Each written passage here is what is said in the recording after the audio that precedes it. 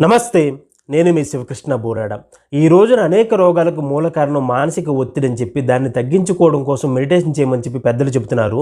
కాబట్టి మనం ఆలోచించాల్సింది ఏంటంటే, మెడిటేషన్ చేయడం అనేది చాలా గొప్ప విషయమే. కాకపోతే మనం యూట్యూబ్ వీడియో చూసి కానీ లేకపోతే ఎవరో చెప్పారని చెప్పి కానీ అత్యుత్సాహం చెంది అప్పటికప్పుడు నిర్ణయాలు తీసుకుని ఏది పడితే అది కనుక చేస్తే మాత్రం లేనిపోని ప్రమాదాలు తెచ్చిపెట్టుకుంటాం. ఈ మూడింటిలో మీకు ఏది బాగా నచ్చితే ఆ యొక్క పద్ధతిని స్వీకరించి చక్కగా మీరు మెడిటేషన్ చేసుకోండి. మీకు నచ్చినట్టయితే మొదటి పద్ధతి ఏంటంటే, మనకి బాగా ఇష్టమైనటువంటి భగవత్ స్వరూపం ఏదైతే ఉందో ఆ స్వరూపాన్ని తదేకంగా చూస్తూ మన మనస్సులో యొక్క స్వరూపాన్ని గుర్తు తెచ్చుకొని కొంత సమయం ధ్యానం చేయడం ఒక పద్ధతి.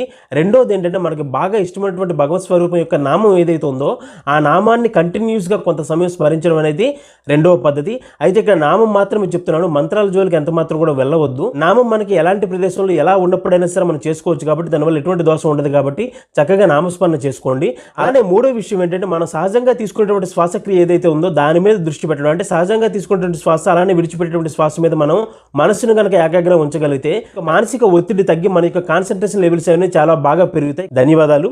జై హింద్.